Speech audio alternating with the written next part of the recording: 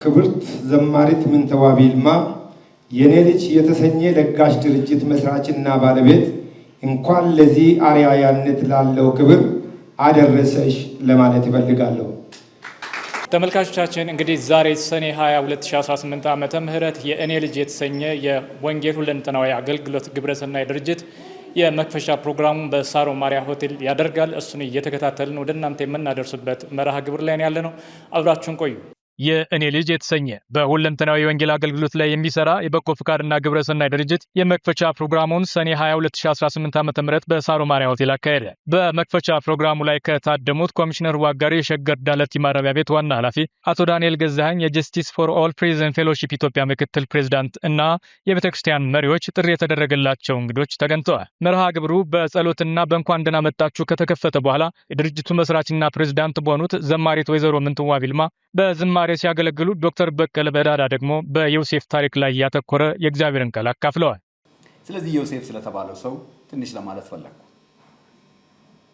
የዮሴፍ በህልም ከእግዚአብሔር ቀጥተኛ መገለጥ አግኝቶ ይሄን ልጅ እንዲያሳድግ ይሄን ኢየሱስ እንዲያሳድግ የዓለም መድኃኒት የሆነውን ኢየሱስ ክርስቶስን እንዲቀበል ልጁ ሳይሆን ልጁ የተደረገ ሳይወልድ ግን ልጅ የሆነለት ከሰማይ እግዚአብሔር የሰጠው የሸክም የህልም የራእይ ልጁ እንደሆነ ሳስብ የበለጠ ይሄ ነገር በልቤ ተገላበጠ።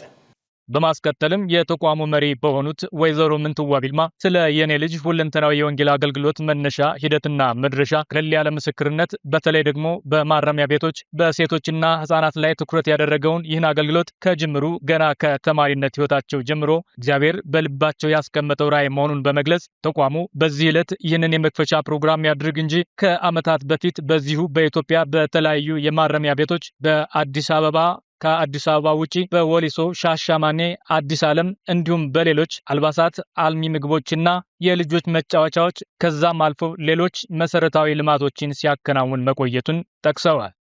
የውም ድርጅት በአሜሪካ ሀገር ህጋዊ ሆኖ መስራት ከጀመረ 1 ዓመት እንደሞላው ጠቁመው አልፈዋል። የሸገር ዳለቲ ማረሚያ ዋና ኃላፊ ኮሚሽነር ዋጋሪ ድርጅቱ ለማረሚያ ቤቱ ያደረገውን እገዛዎች በማንሳት በመታረም ላይ ላሉ ወገኖች ያበረከተውን ያላለሰለሰ በጎነት አሁንም አጠናክሮ እንዲቀጥል ጥሪ አቅርበዋል። በመጨረሻም ከጀስቲስ ፎር ኦል ፕሪዝን ፌሎሺፕ ኢትዮጵያ ምክትል ፕሬዝዳንት አቶ ዳንኤል ገዛኸኝ የእኔ ልጅና የሚመሩት ተቋም በጋራ እያከናወኑ ያሉትን ተግባሮች በማንሳት ከዚህ በኋላም ትልቅ ስራዎች እንደሚጠብቀውና አብረው እንደሚሰሩ ተናግረዋል።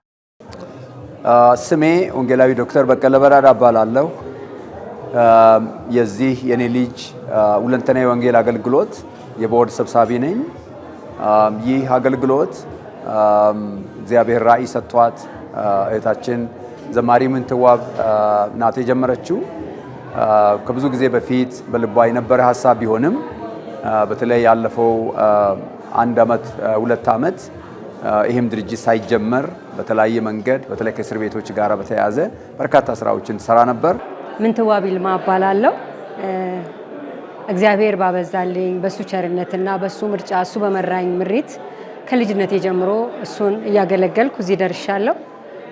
አሁን ደግሞ እግዚአብሔር ከታናሽነቴ ጀምሮ እሱ በፈቀደው መንገድ ሲመራኝ ቆይቶ እሱን በተለያዩ መልኩ በዝማሬ በተለያየ መልኩ ሳገለግል ቆይቼ በማረሚያ ቤት ደግሞ እግዚአብሔር በሰጠኝ እድል እግዚአብሔርን እያገለገልኩ እዚህ ጋር ደርሻለሁ። አሁንም ደግሞ እግዚአብሔር በመራኝ መሰረት የኔ ልጅ የሚለውን የእግዚአብሔር ጥሪ የወንጌል አገልግሎት ሁለንተናዊ የወንጌል አገልግሎት እያገለገልኩ እገኛለሁ። ስሙንም የሰጠኝ እግዚአብሔር ራሱ ነው። ስለዚህ በዚህ አገልግሎት ውስጥ እግዚአብሔር ብዙ ስራ በማረሚያ ቤቶች ውስጥ እየሰራ ነው። የኔ ልጅ የስሙ ትርጉም ወይም ደግሞ የአርማውም ትርጉም ማንኛውም ልጅ የግድ ከአብራክ የተወለደ የወጣ ብቻ ሳይሆን ማንኛውም የኔን እርዳታ የሚፈልግ የኔን ድጋፍ የሚፈልግ ልጅ ሁሉ ቤትም ስፍራ ያለ ልጅ ሁሉ እሱ ሁሉ የኔ ልጅ ነው፣ እኔ እሱን አቅፈዋለሁ እሸከመውም አለው ማለት ነው። ስለዚህ ይሄንን እግዚአብሔር ከብላቴንነቴ ጀምሮ የጀመረውን ስራ አሰፋውና በዚህ መልኩ ደግሞ እግዚአብሔር እንድቀጥለው እግዚአብሔር በሰጠኝ ምሪት መሰረት የኔ ልጅ ሁለንተናዊ የወንጌል አገልግሎትን በጣም በዋናነት ህፃናትና ሴቶች ላይ በማረሚያ ቤቶች በተለያዩ ማረሚያ ቤቶች እግዚአብሔርን እያገለገልኩ እገኛለሁ። እግዚአብሔር በጎኔ ከሰጠኝ ወገኖች ጋር ስለዚህ ይሄንን ድርጅት እየመራን በምንሄድበት እግዚአብሔር ብዙ ስራዎችን በየማረሚያ ቤቱ እየሰራ ነው። የስሙን ትርጉም ቅድም ከተናገርኩት ባሻገር እግዚአብሔር በሱ ላይ እግዚአብሔር ሰጥቶኝ ፈቃዱ ወጥቶ እየተሰራ እያለ አንድ ወቅት ላይ እየጸለይኩኝ እግዚአብሔር በእርሱ ደስ የሚለኝ የምወደው ልጄ እርሱን ስሙት የሚለው ቃል በጣም በኃይል ወደ እኔ መጣ። ስለዚህ ክርስቶስ ኢየሱስ እግዚአብሔር ደስ የተሰኘበት እሱን እንድንሰማው እግዚአብሔር ያዘዘን እሱን ስሙት ብሏል።